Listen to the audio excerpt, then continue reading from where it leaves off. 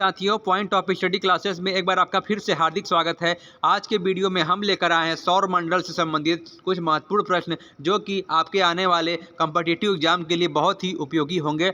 अगर वीडियो शुरू करने से पहले आपने हमारा चैनल सब्सक्राइब नहीं किया होगा तो प्लीज़ सब्सक्राइब करें, जिससे हमें लाइव मोटिवेशन मिल सके और हम आपके लिए अच्छे अच्छे वीडियो ला सके और हमें भी मोटिवेशन मिले, जिससे कि मैं नए नए टॉपिक्स को खोज कर आपको कंटिन्यू भेजता रहूं। तो आइए शुरू करते हैं हम सौर मंडल से संबंधित इंपॉर्टेंट प्रश्न। घटना चक्र भी इसे कह सकते हैं। तो घटना चक्र संबंधित इंपॉर्टेंट प्रश्न पहला हमारा है, सौर मंडल में कुल कितने उपग्रह हैं? सौर मंडल में कुल कितने उपग्रह हैं? हमारा चार ऑप्शन, हमारा जो राइट आंसर हो जाएगा, सौर मंडल में 8 उपग्रह हैं। सौर मंडल में 8 उपग्रह हैं। सौर मंडल में 8 उपग्रह हैं। आइए बच्चों आगे देखते हैं, किस आकाशीय पिंड को पृथ्वी का पुत्र कहा जाता है? किस आकाशीय पिंड को पृथ्वी का पुत्र कहा जाता है? तो चंद्रमा को पृथ्वी का पुत्र कहते हैं। चंद्रमा को पृथ्वी का पुत्र कहा जाता है। आइए आगे देखते हैं, हैली धूमकेतु का आवर्त काल कितना होता है? हैली धूमकेतु का आवर्त काल कितना होता है? तो 76 साल होता है। हैली धूमकेतु का आवर्त काल 76 वर्ष होता है। अगला देखते हैं, किसके कारण ज्वार भाटा आता है? ये सभी को पता होगा, ज्वार भाटा के समुद्र के चढ़ते हुए जल को, समुद्र के चढ़ते हुए लहर को ज्वार तथा उतरते हुए को भाटा कहते हैं। तो इसका जो मुख्य कारण है, सूर्य एवं चंद्रमा के अपकेंद्र व आकर्षण बल के कारण। सूर्य एवं चंद्रमा के अपकेंद्र व आकर्षण बल के कारण ज्वार भाटा आता है। सूर्य के अगला है, सूर्य के सबसे निकट स्थित ग्रह कौन सा है? तो सूर्य के सबसे निकट स्थित जो ग्रह का नाम है बुध है। सूर्य के सबसे निकट स्थित ग्रह का नाम है बुध। आइए बच्चों आगे देखते हैं, उत्तरी गोलार्ध में सबसे बड़ा दिन कब होता है? उत्तरी गोलार्ध में सबसे बड़ा दिन कब होता है? तो 21 जून को जो है उत्तरी गोलार्ध में सबसे बड़ा दिन होता है। आइए बच्चों आगे देखते हैं, रात दिन किस तिथि के बराबर होते हैं? रात दिन जो है किस तिथि के बराबर होते हैं? तो ये जो हमारा जो 21 मार्च से 22 सितंबर तक रात दिन बराबर होते हैं। 21 मार्च से 22 सितंबर तक रात और दिन बराबर होते हैं। अगला हमारा है, सूर्य के चारों ओर घूमने वाले पिंड को क्या कहते हैं? तो सूर्य के चारों ओर घूमने वाले पिंड को जो है ग्रह कहते हैं। सूर्य के चारों घूमने वाले पिंड को ग्रह कहते हैं।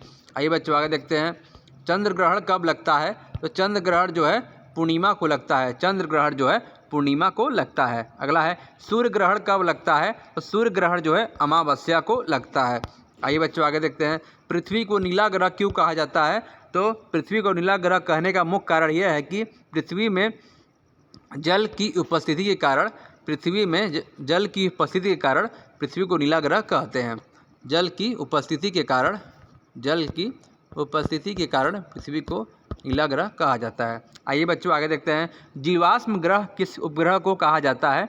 तो जीवाश्म ग्रह जो है चंद्रमा उपग्रह को कहा जाता है। जीवाश्म जो ग्रह है वो चंद्रमा उपग्रह को कहा जाता है। आइए बच्चों आगे देखते हैं, अगला हमारा है, सूर्य से ग्रह की दूरी को क्या कहते हैं? तो सूर्य से ग्रह की दूरी को हम उपसौर कहते हैं। सूर्य से ग्रह की दूरी को हम उपसौर कहते हैं। सूर्य के धरातल का तापमान लगभग कितना होता है? तो सूर्य के धरातल का तापमान 6000 डिग्री सेंटीग्रेड होता है। सूर्य के धरातल का तापमान 6000 डिग्री सेंटीग्रेड होता है। आइए बच्चों आगे देखते हैं, मध्य रात्रि का सूर्य किस क्षेत्र में दिखाई देता है? तो मध्य रात्रि का सूर्य जो है आर्कटिक क्षेत्र में दिखाई देता है।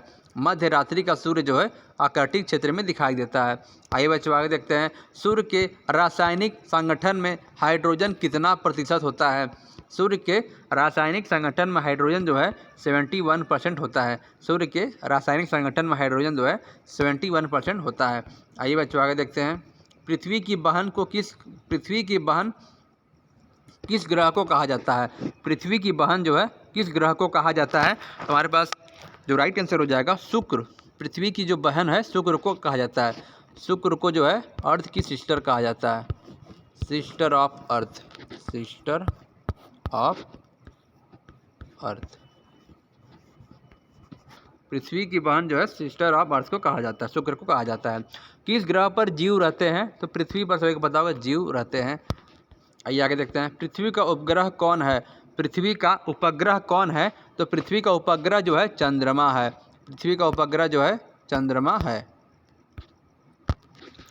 आगे देखते हैं, चंद्रमा है, कौन से ग्रह सूर्य के चारों ओर दक्षिणावर्त घूमते हैं? वह कौन सा ग्रह है जो सूर्य के चारों ओर दक्षिण दिशा में घूमते हैं? तो शुक्र और अरुण जो है, शुक्र और अरुण जो है शुक्र और अरुण जो है सूर्य के चारों ओर दक्षिणावर्त घूमते हैं। आइए बच्चों आगे देखते हैं। निक्स ओलंपिया कोलंबस भारत पर्वत किस ग्रह पर स्थित है? निक्स ओलंपिया कोलंबस पर्वत किस ग्रह पर स्थित है? इसका जो राइट आंसर हो जाएगा मंगल ग्रह पर। निक्स ओलंपिया कोलंबस जो है मंगल ग्रह पर स्थित है। आइए बच्चों आगे देखते हैं। सूर्य से सबसे दूर स्थित ग्रह कौन सा है? सूर्य से सबसे स्थित ग्रह कौन सा है? तो वरुण जो है सूर्य से सबसे दूर स्थित ग्रह है। वरुण जो है सूर्य से सबसे दूर स्थित ग्रह है वरुण। अगला देखते हैं। सूर्य का चक्कर सबसे कम समय में कौन सा ग्रह लगाता है? सूर्य का चक्कर सबसे कम समय में जो है बुध लगाता है। सूर्य का चक्कर जो है सबसे कम समय में बुध लगाता है। आइए बच्चों आगे देखते हैं। सौर मंडल का सबसे बड़ा ग्रह कौन सा है? तो सौर मंडल का सबसे बड़ा जो ग्रह हमारा है बृहस्पति है। सौर मंडल का सबसे बड़ा ग्रह जो है बृहस्पति है। आइए बच्चों आगे देखते हैं। अगला हमारा है सौर मंडल का जन्मदाता किसे कहा जाता है? तो सौर मंडल का जन्मदाता हम सूर्य को कहते हैं। बहुत अच्छी बात है, सौर मंडल को जन्म का दाता जो है सूर्य को कहा जाता है। अगला हमारा है चंद्रमा क्या है? चंद्रमा क्या है? तो चंद्रमा ये एक प्रकार का उपग्रह है। चंद्रमा जो है उपग्रह है। आइए बच्चों आगे देखते हैं। पृथ्वी से चंद्रमा का कितना भाग देख सकते हैं? तो पृथ्वी से चंद्रमा का जो है 57% भाग देख सकते हैं। 57% भाग देख सकते हैं। पृथ्वी से चंद्रमा का 57% भाग देख सकते हैं। अगला हमारा है ब्रह्मांड में विस्फोटी तारा को क्या कहते हैं? तो ब्रह्मांड में विस्फोटी तारा को हम अभिनव तारा कहते हैं। ब्रह्मांड में विस्फोटी तारा को हम अभिनव तारा कहते हैं। आइए बच्चों आगे देखते हैं। सौर मंडल की खोज किसने की थी? तो सौर मंडल की खोज कॉपरनिकस ने की थी। सौर मंडल की खोज कॉपरनिकस ने की थी। आइए बच्चों आगे देखते हैं। सूर्य द्वारा ऊर्जा देते रहने का समय कितना वर्ष है? सूर्य द्वारा ऊर्जा देते रहने का समय जो है 1011 वर्ष है। ये तो बहुत इंपॉर्टेंट क्वेश्चन है। अगर ऐसा हुआ तो पृथ्वी का क्या होगा? तो सौर्य द्वारा ऊर्जा देते रहने का समय है 1011 वर्ष। आइए बच्चों आगे देखते हैं। किस ग्रह के चारों ओर घूमने वाले पिंड को क्या कहते हैं? किसी ग्रह के चारों ओर घूमने वाले, कोई मान लीजिए ग्रह है, उसके चारों ओर घूमने वाले पिंड को क्या कहते हैं? तो उसका नाम हो जाएगा उपग्रह। ये उपग्रह हो जाएगा, यू से उपग्रह हो जाएगा, उपग्रह हो जाएगा। आइए बच्चों आगे देखते हैं। सूर्य का एक चक्कर लगाने में बुध कितना समय लेता है? सूर्य का एक चक्कर लगाने में जो बुध कितना समय लेता है? तो सूर्य का एक चक्कर लगाने में जो हमारा बुध है 88 दिन लेता है। 88 डेज, 88 डेज लेता है। आइए बच्चों आगे देखते हैं। प्लूटो ग्रह की मान्यता कब समाप्त की गई? प्लूटो ग्रह की मान्यता कब समाप्त की गई? तो प्लूटो ग्रह की मान्यता 24 अगस्त 2006 को समाप्त की गई। प्लूटो ग्रह की मान्यता जो है 24 अगस्त 2006 को समाप्त की गई। आइए बच्चों आगे देखते हैं। चंद्रमा पृथ्वी की एक परिक्रमा करने में कितना समय लगाता है? तो जो हमारा चंद्रमा होता है, चंद्रमा जो है पृथ्वी की परिक्रमा करने में 27 दिन 8 घंटा लगाता है। चंद्रमा पृथ्वी की एक परिक्रमा करने में 27 दिन और 8 घंटे लगाता है। बहुत इंपॉर्टेंट क्वेश्चन है, आपने कक्षा 6 या 7 में ही पढ़ा होगा। फिर से रिवीजन करते हैं एक बार, फिर देखते हैं इसको। चंद्रमा पृथ्वी की परिक्रमा करने में 27 दिन 8 घंटा लगाता है। अगला हमारा है ज्वार भाटा की स्थिति में सबसे अधिक प्रभाव किसका होता है? तो ज्वार भाटा की स्थिति में सबसे अधिक प्रभाव हमारे चंद्रमा का होता है। ज्वार भाटा की स्थिति में सबसे अधिक प्रभाव जो है चंद्रमा का होता है। आइए बच्चों आगे देखते हैं। कौन सा ग्रह हरा प्रकाश उत्सर्जित करता है? वह कौन सा ग्रह है जो हरा प्रकाश उत्सर्जित करता है? उस ग्रह का नाम है वरुण। वरुण ग्रह जो है हरा प्रकाश उत्सर्जित करता है। वरुण ग्रह जो है हरा प्रकाश उत्सर्जित करता है। आइए बच्चों आगे देखते हैं। सी ऑफ ट्रंक्विलिटी कहाँ स्थित है? सी ऑफ ट्रंक्विलिटी जो है चंद्रमा पर स्थित है। सी ऑफ ट्रंक्विलिटी जो है चंद्रमा पर स्थित है। आइए बच्चों आगे देखते हैं। सूर्य में कौन सी गैस विद्यमान होती है?